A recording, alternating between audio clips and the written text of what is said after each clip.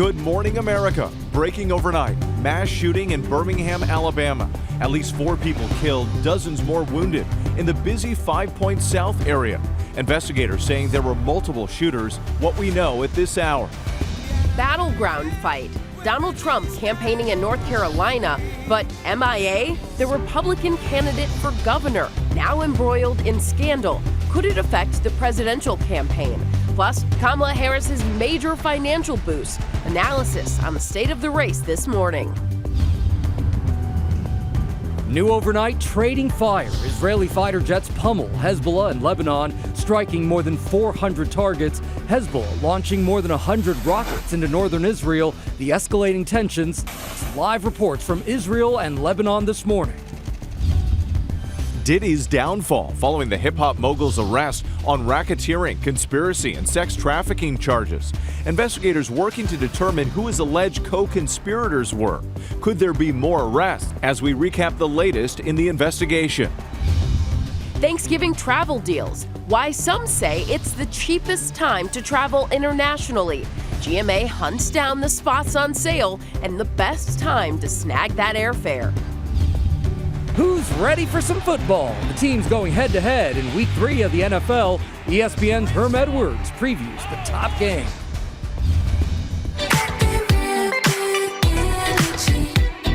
And playoff fever in the WNBA. MVP stop. Asia Wilson and the Aces looking for a three-peat. Caitlin Clark in her first postseason debut. Clark, another three-pointer. And can Breanna Stewart carry the Liberty to their first title? And knock it down. Plus, an ABC News exclusive, a big announcement from the WNBA. As we say...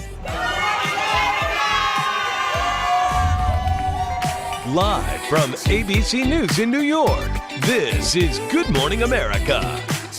And Good Morning America. So great to have you with us on a Sunday. A lot to cover today. Very excited, of course, for the start of the WNBA playoffs. That's happening today. And we've got that ABC News exclusive as we reveal this season's 2024 Kia WNBA Most Valuable Player Award. That is coming up. And despite that video, it's not Ellie the elephant, but a very exciting announcement that we're excited to share with you. But we do start this morning with very heartbreaking news. Another mass shooting overnight in America. This one in Birmingham, Alabama, in an area filled with restaurants and bars. Investigators saying there were multiple shooters who opened fire, and an intense search is on for them right now. ABC's Phil Lipof is here with more on this. Good morning, Phil.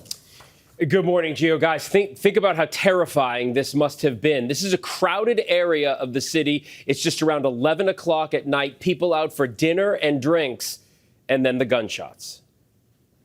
This morning, police in Birmingham, Alabama are searching for what they believe are multiple shooters who opened fire on a crowd last night around 11 o'clock.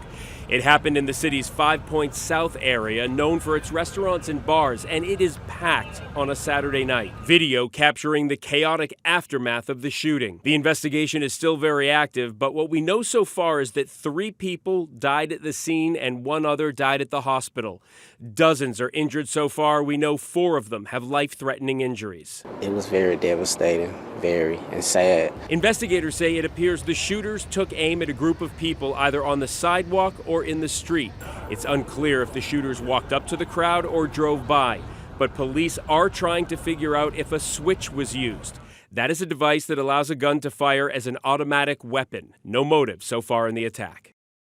So investigators have called in the FBI and ATF to help. They are asking anyone who was in that area and either witnessed the shooting or might even have video of the shooting or the aftermath of it to forward that video to the Birmingham police. Again, 4 people dead, dozens more injured in just the latest mass shooting in this country. Janae? An unfortunate reality in this country. Phil, thank you for that. Now to the race for the White House. Former President Trump campaigns in North Carolina, ruling out a second debate with Vice President Harris and avoiding talking about the controversial Republican candidate for governor there. ABC's Rachel Scott joins us live here in studio with the unusual situation there in what is a very important battleground state. Rachel, good morning. Hey, Janae, good morning to you. It is a critical battleground state. And so typically the Republican nominee for president would be campaigning with the Republican nominee for governor, especially in the all-important state of North Carolina. But after all these disturbing allegations about Mark Robinson, Trump is trying to distance himself, not mentioning his name a single time.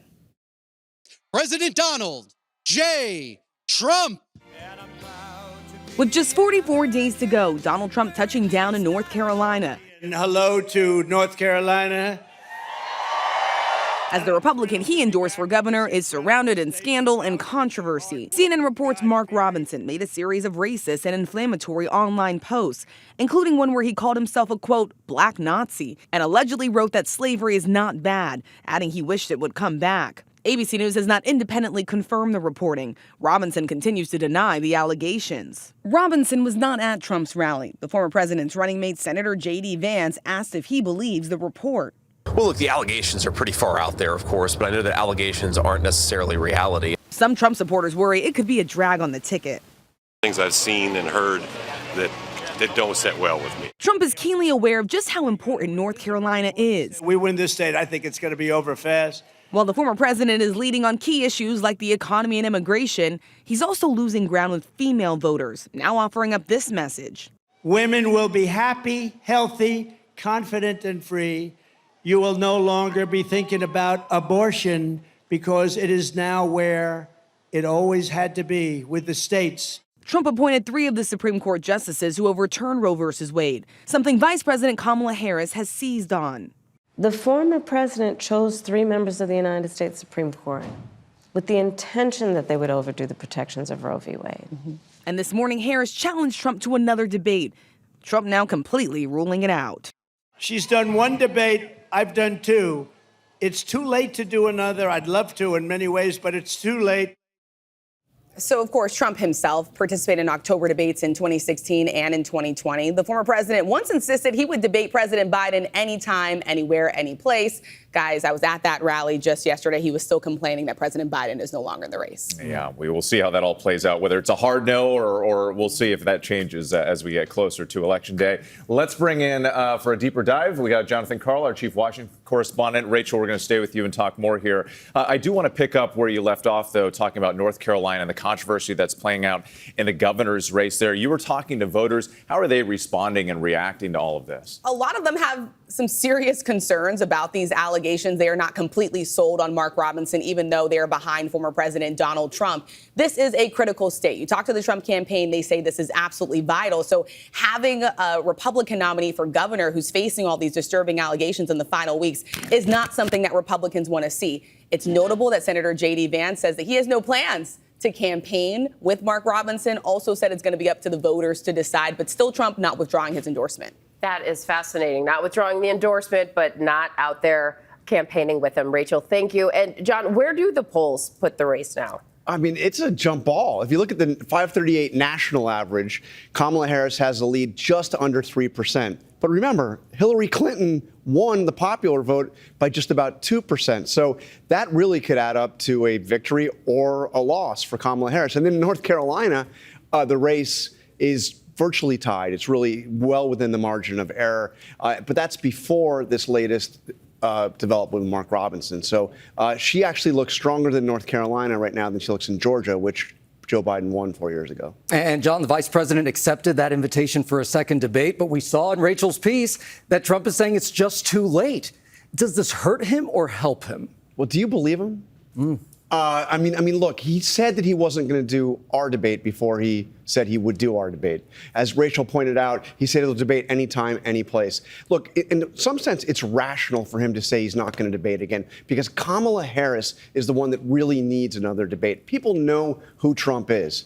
People are still learning who Kamala Harris is. Obviously, the last one went very well for her. I think it's still a huge temptation. 70 million plus voters. A chance to be on that stage again. We'll see. I think that you won't really know whether or not he'll do it until after he sees how the vice presidential debate plays out in just over a week. All right.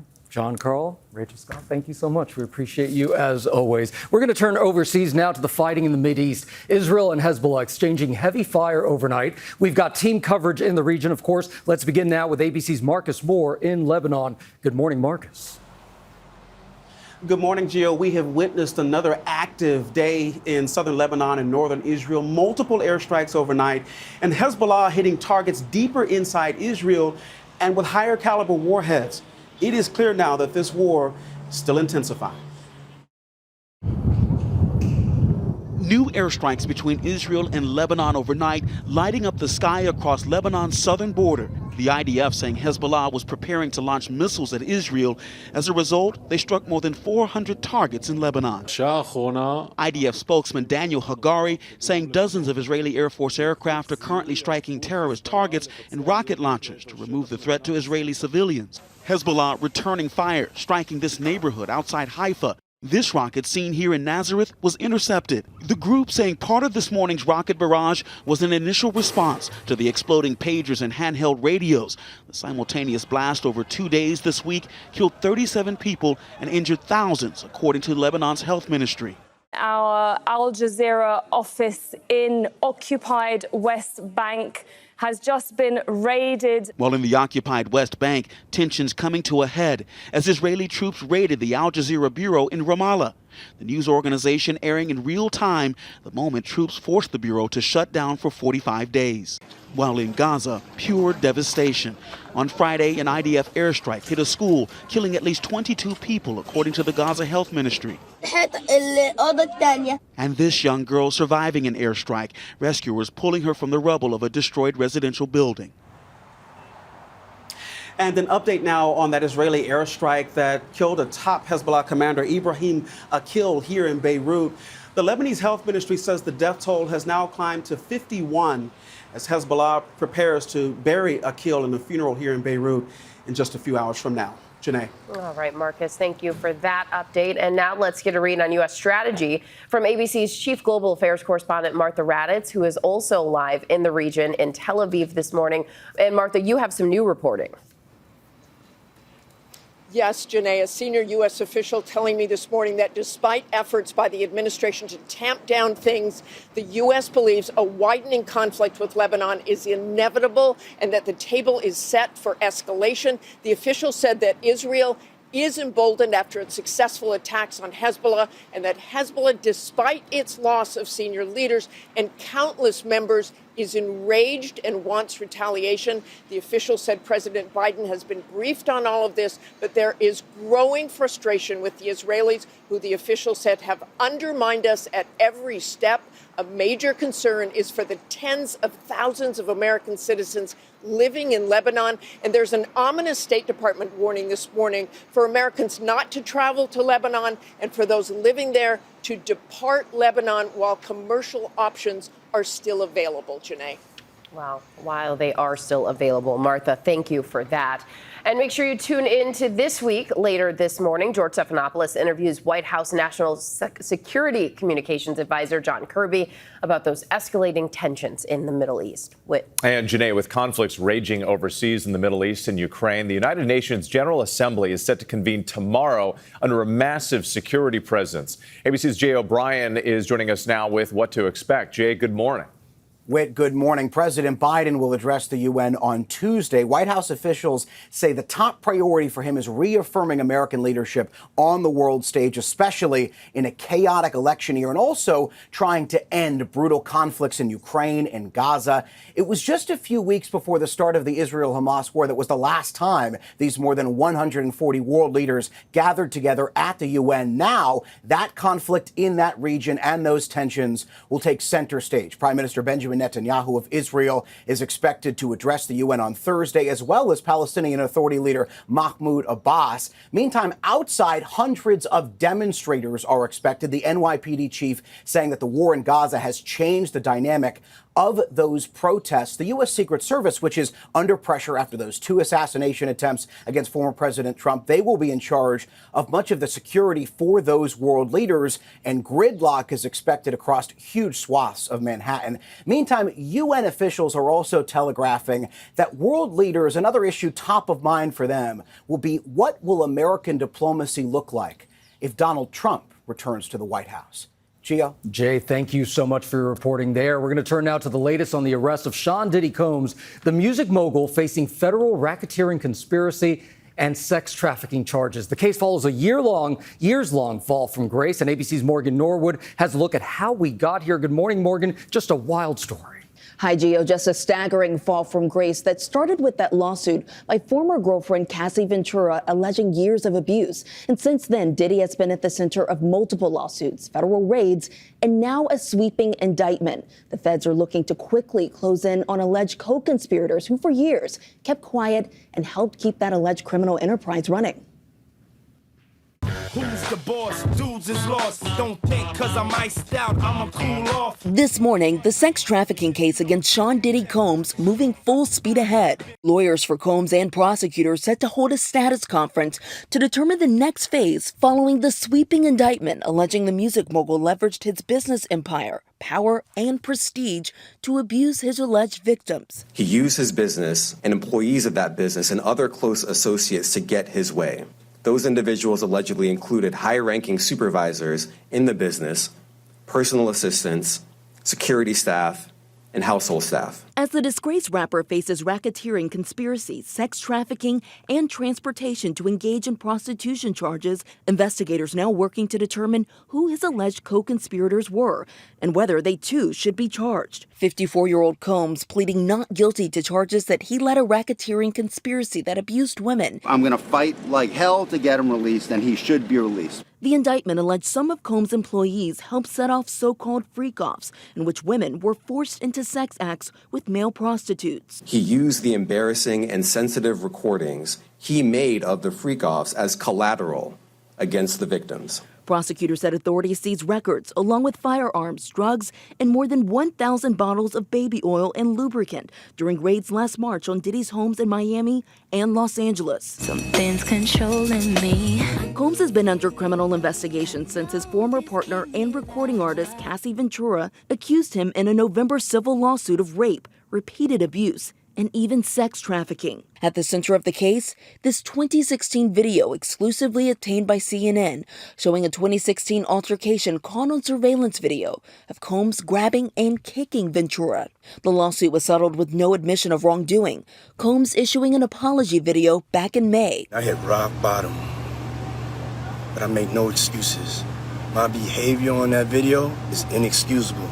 Since then, the rapper the subject of multiple civil lawsuits, allegations which he has denied. Swimming in women with their own condominiums, 5+5s who drive millenniums. Combs has reportedly amassed a $1 billion fortune after he shot to fame in the 1990s with hits like It's All About the Benjamins, launching the label Bad Boy Records, and the successful careers of Mary J. Blige, Usher, and Notorious B.I.G. Later expanding his brand into fashion, fragrances, and alcohol. That business empire now in jeopardy. Sean Combs also faces a forfeiture in this criminal case, where the government says that anything involving this criminal enterprise could be forfeited to the U.S. government. And Diddy remains behind bars at the Metropolitan Detention Center in Brooklyn. If convicted, he could spend the rest of his life in prison, guys. And we will hear so much about this because everyone is talking about it and watching this case. Morgan, thank you. We are going to switch gears now and get a check of the weather. We've got Brittany Bell from our New York station, WABC. Look at that. You got St. Louis behind you. Yes, and this is the type of weather that makes you want to sleep in on this lazy Sunday morning, a soggy morning in St. Louis. And they just have some heavy rain on the way. More showers all across the Midwest, stretching into the Central Plains. Some of that could lead to downpours. Those downpours could cause some flooding, and this is why we have an elevated flooding risk for portions of Texas like Abilene, Wichita Falls, all the way towards St. Louis. And 1 to 3 inches of rain could fall. Locally, heavier amounts closer to 4 inches of rainfall. Around the Northeast, showers across New England and also coastal flooding concerns. And we'll see more of that rain across the midsection of the country, moving closer to the East Coast. Also, cooler temperatures just in time for fall. Fall is here. There's no turning back now. Yeah. All right. Thank you, Brittany. Appreciate it. And now to the WNBA playoffs, starting today with 4 first-round games, beginning the championship phase of a phenomenal season for the league. ABC's Jaclyn Lee has a look ahead. Jaclyn, good morning. Wait, good morning. The WNBA is on fire, having one of its most watched seasons in league history. Fans, they are so excited for the playoffs that tip off later today. 8 teams begin their journey in the first round. You have teams like the New York Liberty and Las Vegas Aces, who were favorited to reach the playoffs. Both want to go head-to-head in the championships. A'ja Wilson and the Las Vegas Aces, they are going for a three-peat. So, can they do it? You got red-hot Minnesota Lynx and Indiana Fever, led by Rookie of the Year favorite Caitlin Clark. The playoffs coming on the heels of record attendance at games and soaring viewer numbers. StubHub says ticket sales are up 6-fold compared to last year's first round. Nielsen reports games average 1.2 million viewers, which is up, guys, 170% from last year. The playoffs air on ESPN and ABC. You can watch the Fever and Sun right here at 3 o'clock. And guys, coming up, we have this exclusive reveal. Who wins the WNBA MVP award? I am so excited to show you. That's coming up, guys. Ooh, this is a long tease, a deep Yeah, that's right, tease. exactly. You got to stick around to find out. We can't wait, Jaclyn. Thank you.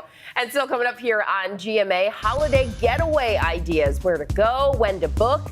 All for that Thanksgiving break. Ooh, there's Paris. Yep, and it's NFL Week 3. ESPN's Herm Edwards, our buddy, back with us now with the outlook for today's games and the big Monday Night Football matchup. We'll be right back.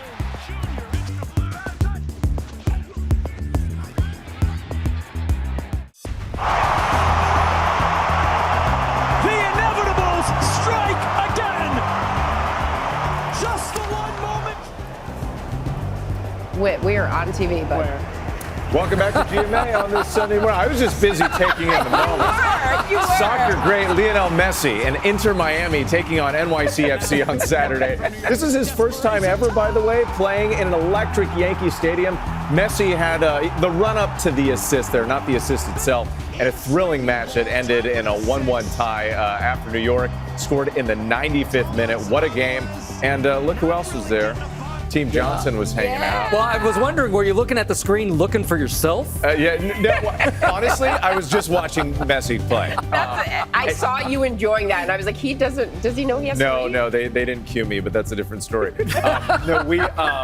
So this was a bucket list item for me. Yeah, I'm a huge soccer fan. I'd never seen Messi play live in person, so I got to bring my girls. They had their Messi jerseys. It was a great time. So. And lucky for America, we just got to see you be Messi in person by calling out, not getting cute, but which is par for the course on Sunday. I love that picture with your girls. All right, let's take a look at some of the other big stories we're following on this Sunday morning here. Happening right now, a mass shooting in Birmingham, Alabama overnight. At least 4 people are dead after dozens of people were shot in the busy 5 Points South area. Investigators say they have no one in custody and believe there were multiple shooters. Scary situation. Also right now, intense airstrikes between Israel and Lebanon overnight. The IDF saying Hezbollah has launched 115 rockets towards Israel already. Hezbollah says this morning's rocket barrage was, quote, an initial response to the pager and walkie-talkie attacks on Tuesday and Wednesday. Emergency services reporting they have treated a number of people for light injuries from shrapnel. And hundreds of Dutch paratroopers dropped out of the skies on Saturday to commemorate the 80th anniversary of one of World War II's most daring missions, Operation Market Garden. The operation to help take back German-occupied Dutch territories was a failure and is remembered as one of the war's most famous battles. Well, we start this half hour with an ABC News exclusive that we are so excited to share with you. The big honors for a top player in the WNBA, named the 2024 Kia WNBA Most Valuable Player Award. ABC's Jaclyn Lee has the incredible honor. You are here, Jaclyn, with the big reveal. Good morning again. That's right, Janae. I know you have been waiting all morning long. Good morning. And you know what? The WNBA has so many talented teams and players, but this person in particular was a no-brainer. This morning, the wait is finally over. The best player on the planet, number 22, A'ja Wilson. The 2024 Kia WNBA Most Valuable Player Award going to the person who is having a historic season.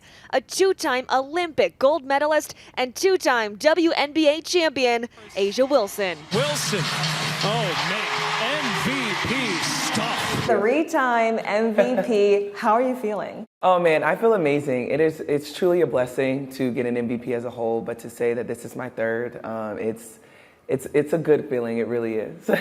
And this is the first time since 1997 that it was a unanimous vote for MVP. I did not know it was.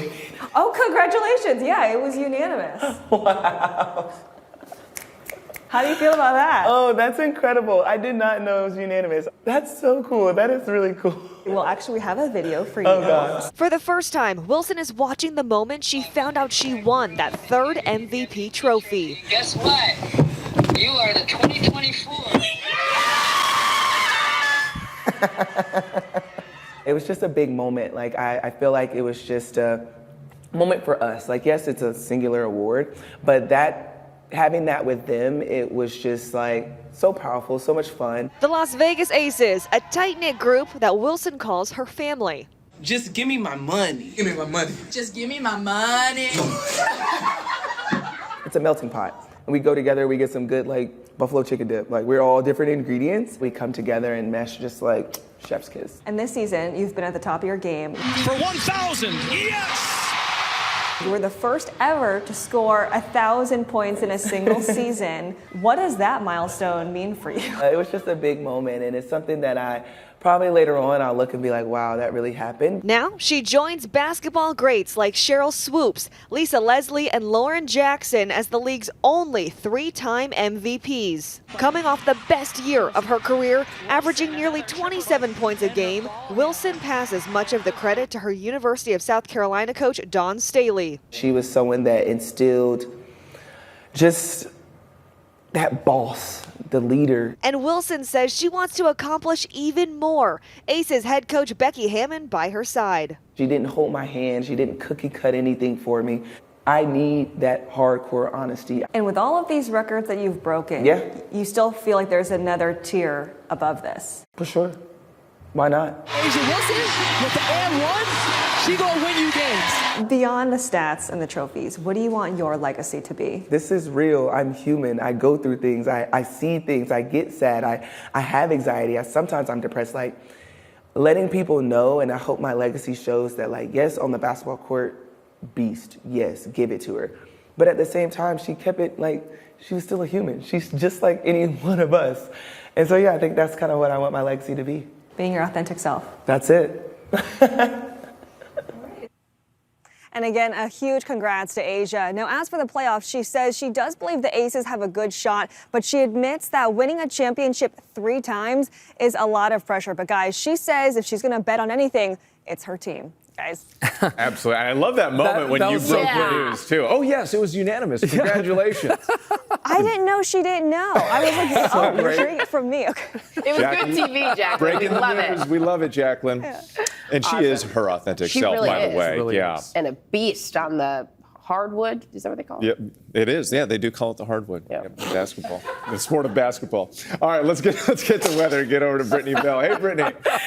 Hey, Whit. So let's start in Tampa. It is a gorgeous morning, shaping up to be a pretty hot day with high temperatures in the 90s. Quiet for now, but Tampa, one of the many spots along the Gulf Coast that is watching the potential for tropical formation in the Gulf of Mexico. So we are looking at some extra spots farther out in the Atlantic, but right now our focus is on an area of low pressure that will form soon near the Yucatan Peninsula. It's going to be slow to get going, but once it starts to get its act together, that could turn into a tropical depression later in the week. And for the timing for any potential impacts, that's Thursday into Friday, maybe lasting into Saturday. But everyone on the Gulf Coast needs to stay on alert and watch that track very closely. We're having so much fun here because we're talking about holiday travel. The start of fall means Thanksgiving isn't too far off, so we're looking for advice on that travel. And Going.com's Katy Nastro is back this morning. Great to see you. Welcome back. Yes, Thanks love so much. whenever you're here. Oh, I love being here as well. Yeah, I feel like you guys are family now. Yeah, absolutely. Yeah, we're already discussing travel plans. Absolutely, Exactly. and especially family when you bring the deals. Yeah, so sure let's do. talk about Thanksgiving. Where should we be looking? Right. So everybody's going to be visiting family and friends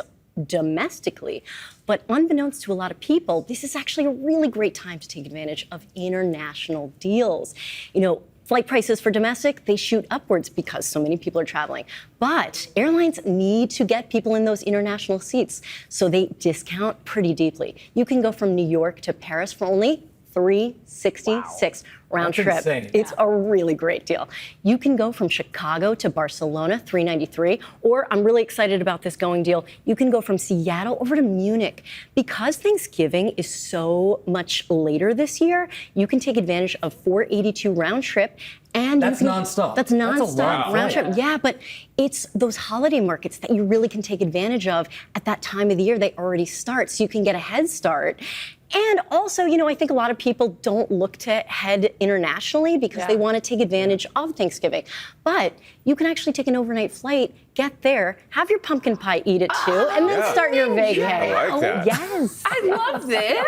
So now that we have the destinations in mind now, but how do we actually go about searching and finding these deals? Yeah, that's a great question, Whit. Look, there is no perfect place to search. It's all up to you, personal preference. Some people like Google Flights, Skyscanner, and others. And there's no exact date or number of days out. I think people get fixated on some of these reports. They see it, 100x days out that you have to book by. We always talk about Goldilocks windows, or just windows of time to give yourself the best deal. And right now, if you're looking domestically, you want to try to book by the end of September.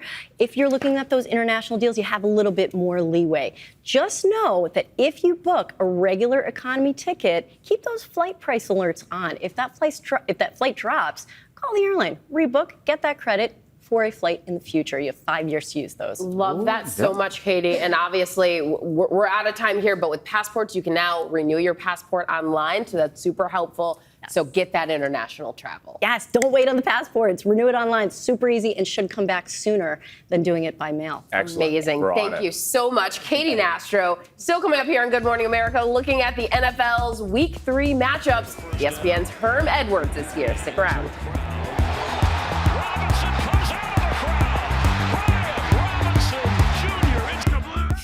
All right, we're back now on GMA as we take a look at Week 3 in the NFL and the teams going head-to-head. ESPN football analyst and our buddy, veteran head coach Herm Edwards, joining us now. Welcome back, Coach Edwards, and great job on the trivia earlier, finally getting one up on Janae here.